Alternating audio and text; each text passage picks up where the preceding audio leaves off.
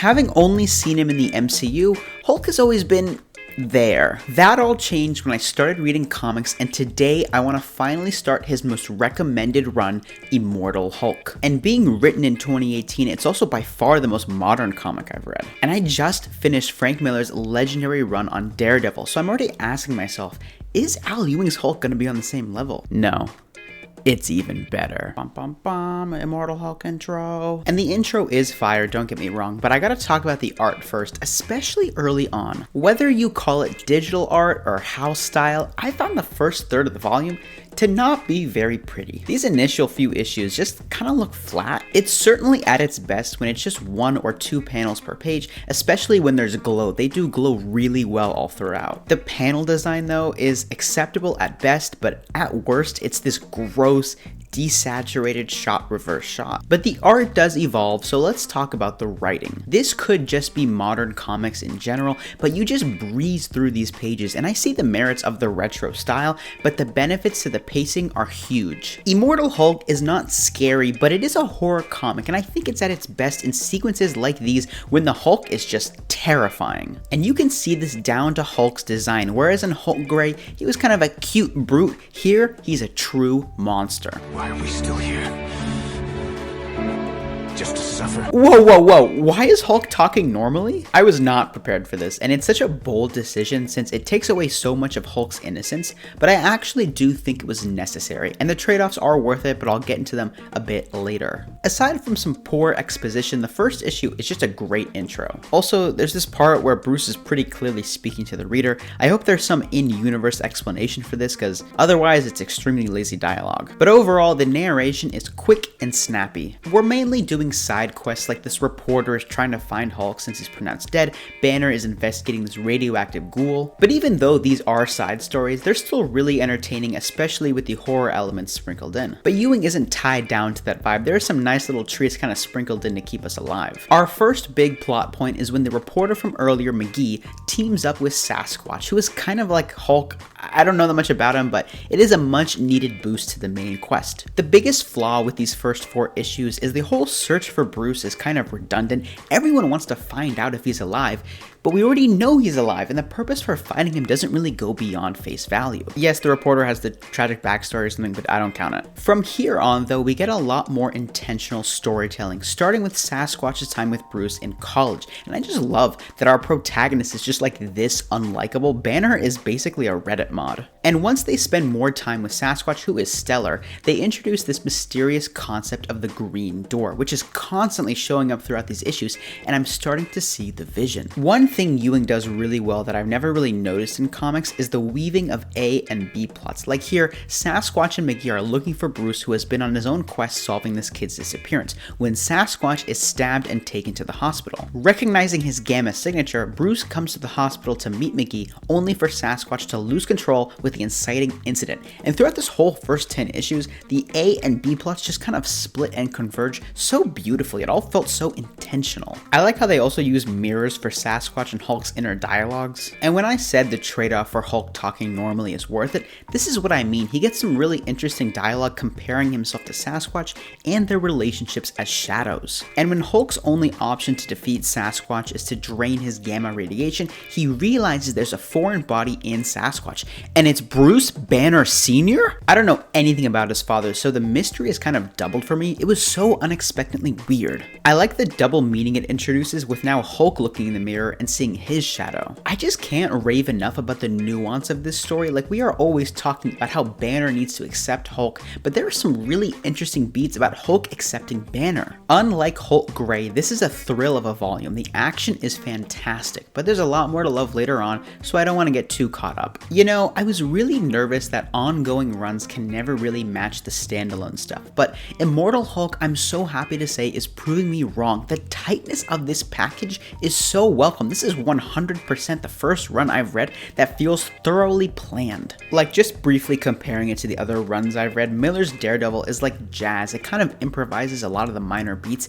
Even Miller himself just kind of showed up as a random guest penciler until he proved himself. And Ditko's Spider-Man, I know was unplanned, but obviously honestly most issues have no interactivity. But everything here feels so intentional. It's this beautiful orchestra where everything comes together and has a purpose, and I think an orchestra is a really good metaphor because most of these smaller plot points won't blow your socks off, but it's really about the sum of its parts, and it makes this such an enjoyable read as a result. And that read only gets better as we go on. Around the halfway point, we get a lot of really just neat creative ideas, like Bruce holding out his hand with a pen so Hulk and him can talk to each other. The art as well is improving, but I'd still say it's inconsistent. When there are only one or two focal points of a page, that's where it shines, but the more stuff that goes on, the more it's usually pretty forgettable. So the reporter, Sasquatch, and Captain Marvel of all people form this little task force to find Hulk since they suspect the evil government folks are gonna do evil government things. And I joke, but I do low-key love this trio. Even McGee the reporter,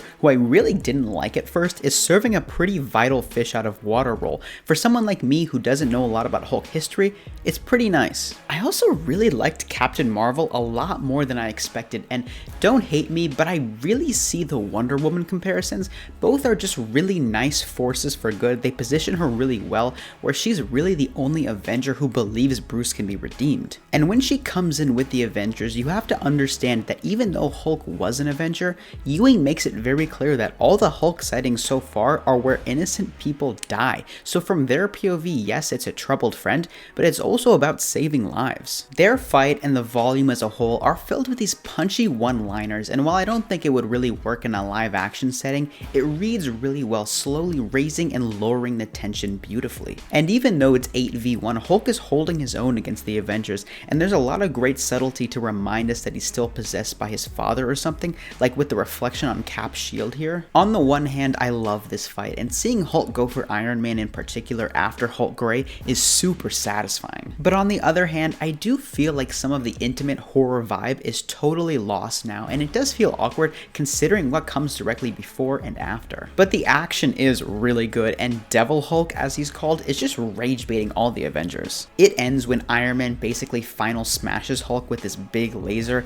and this is where the art's ability to show glow really shines. No pun intended. They're forced to hand Hulk over to the government, and we go back to that smaller scope from before. But because this fight was so good, I didn't really mind it in the same way that I didn't really mind Hulk talking like a human. I think Ewing knows the trade-offs of these things, but usually chooses correctly. And while probably the weakest part of the story, the evil government guys are still a lot of fun. It's a really cool exploration of his usually vague powers since their aim is to harness them. I like how competent all the characters are, like Carol instantly catches on to the villain's plot, and it never feels like something happens because someone is just dumb. And Hulk, throughout the whole time being captured, is just rage baiting the absolute shit out of the evil scientists, and it's hilarious, but it's even better because this doctor is like desperately trying to understand Hulk's powers so he can use them, and in all of that research he neglects to understand that Hulk can control his appendages even if separate, and the irony is just so thick. It ends in this brutal shit when Hulk morphs together with the scientist inside of him. Again, I don't want to call it scary necessarily, but there are just a lot of grotesque things that happen, and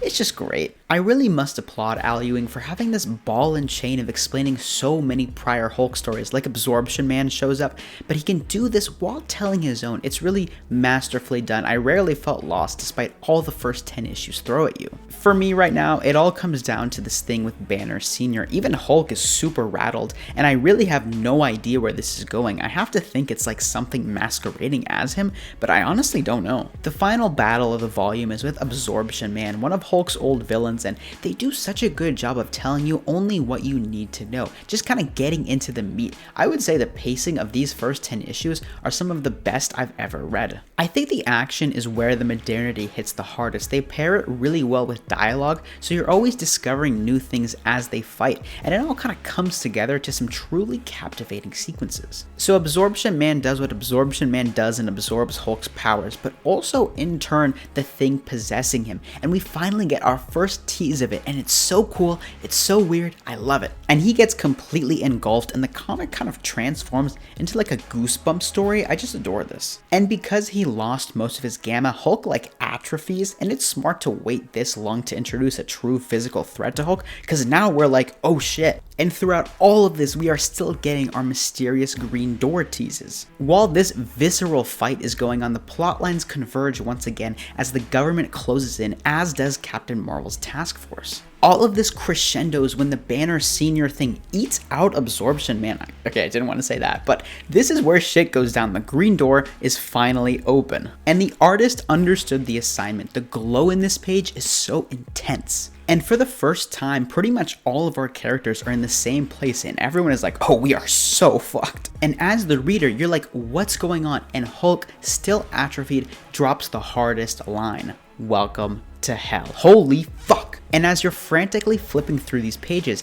Ewing says, nuh-uh, not so fast, and this push and pull is so effective. We learn that the green door is opened more and more each time Bruce dies and comes back to life, which happens a lot in these past Hulk stories. So it basically takes that history and gives it new meaning, which is just really nice in giving Hulk's overall strength, A, some artistic weight, but B, just some cohesive glue that really makes this feel like a magnum opus for the character. It's even sadder when you realize how badly Bruce wants to die. It's pretty heartbreaking. But it's not like the mystery is all gone, because I still have no clue what the fuck this is. And that's the first 10 issues. We get a few nice little tidbits of commentary, but I think this one of all the prior Hulk stories they allude to is especially cool for someone like me coming into it for the first time. I adored Immortal Hulk, and it completely changed my opinion on full runs, and I can't wait to read more. Hulk just has never disappointed in Daredevil, in Spider-Man, in Hulk Gray, and now here, across like 60 years, he's such a great character. Obviously, I've only read a handful of runs, but this one is pretty head and shoulders the one that felt so well executed. There were really no half-baked ideas. Massive thank you to everyone who recommended this, especially you, James Bell. I hope you're watching this.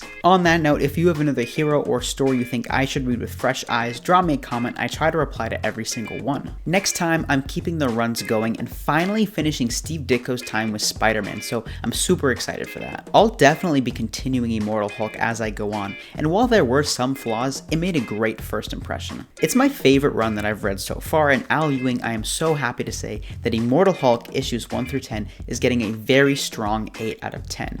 What a great read. Anyways, have a good one. Peace.